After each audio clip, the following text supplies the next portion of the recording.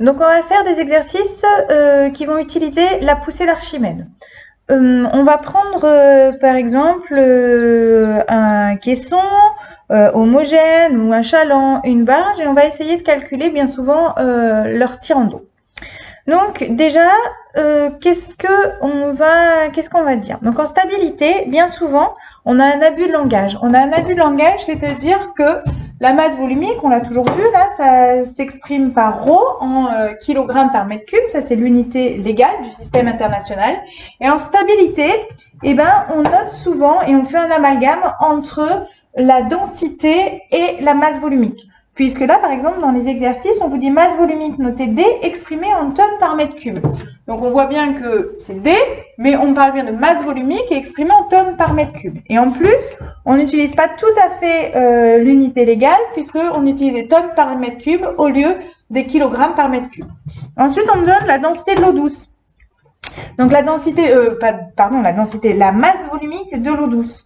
Donc, la masse volumique de l'eau douce, ce sont des kilogrammes par mètre cube. Donc, c'est bien 1000 kilogrammes par mètre cube, ce qui correspond à 1 tonne par mètre cube. Donc là, on parle de densité, donc qui est en tonnes par mètre cube. Donc, attention, souvent, il y a un amalgame entre tout ça. Donc, la poussée d'Archimède, elle est notée pi. OK, on l'a vu. Et cette poussée d'Archimède, elle dépend du volume immergé et de la masse volumique. Donc, on l'a vu dans le cours, je peux exprimer la poussée d'Archimède par ρVg. Dans ce premier exercice, on me dit un caisson homogène cubique d'arête 1 mètre flotte en équilibre. Il pèse 0,1 tonne, donc sa masse est de 0,1 tonne.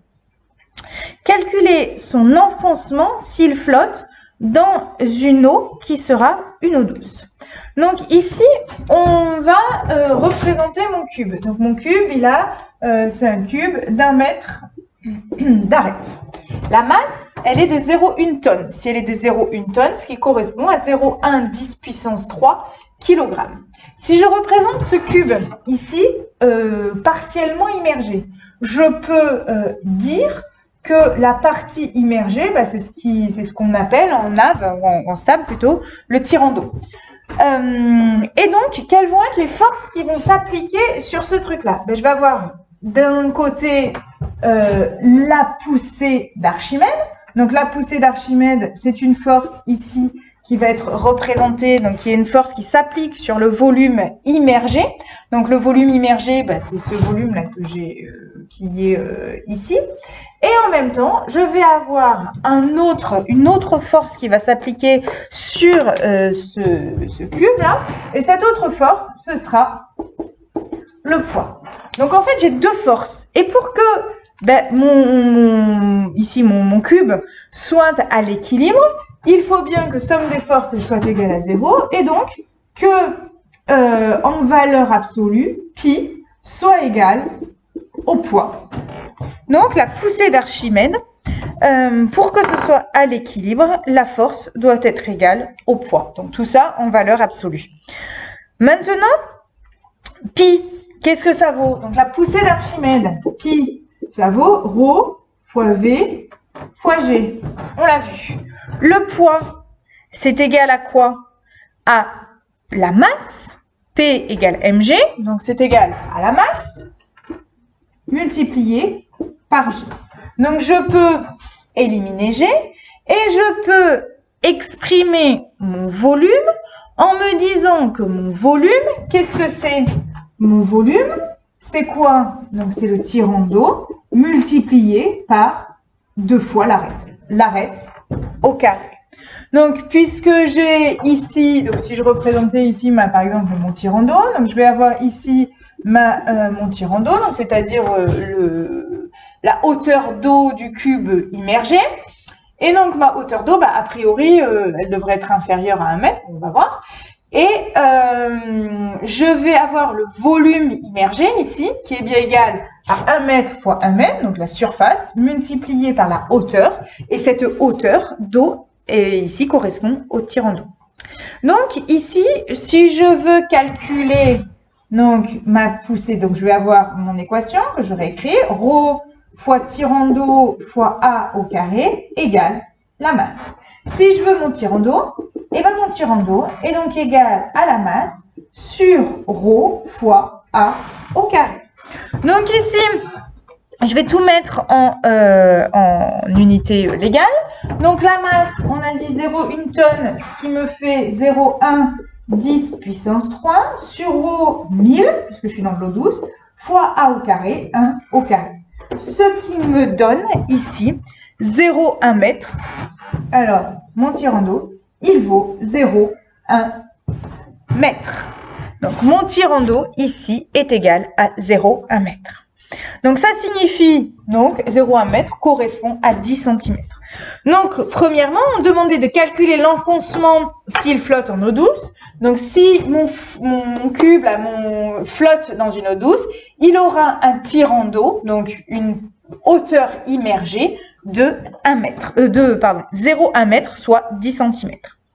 Maintenant, on va essayer on me demande, calculer son enfoncement s'il flotte dans une eau de densité 1,026. Si j'ai une densité de 1,026, je vais pouvoir calculer la masse volumique. Donc, la masse volumique, si ma densité, si D maintenant est égale à 1,026, donc je suis dans la question petit 2. Si ma densité est égale à 1,026, ma masse volumique de l'eau de mer, donc sachant que la densité, c'est la masse volumique sur la masse volumique de l'eau douce, donc la masse volumique de l'eau de mer, c'est bien la densité multipliée par ρ eau douce. Donc ça va faire 1,026 fois 1000, ce qui va me donner 1026 kg par mètre cube. Donc j'ai bien obtenu ici la masse volumique de l'eau de mer. Et maintenant, je vais pouvoir calculer le tirant d'eau. Donc on revient avec pi est égal au poids. Donc somme des forces extérieures égale à 0. Donc ρ VG égale mg. Donc je vais ρ fois tirant d'eau fois A au carré égale la masse. Si je veux mon tirant d'eau, ce sera égal à la masse sur ρ fois A au carré. Donc, ma masse, elle n'a pas changé.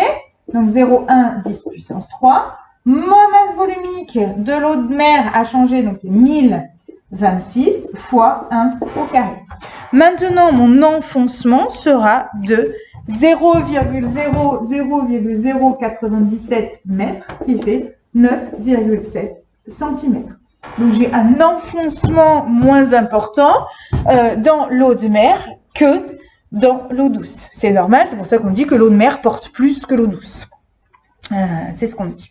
Donc, dans une eau de mer, le navire est moins enfoncé que dans l'eau douce. C'est ce que l'on peut en conclure.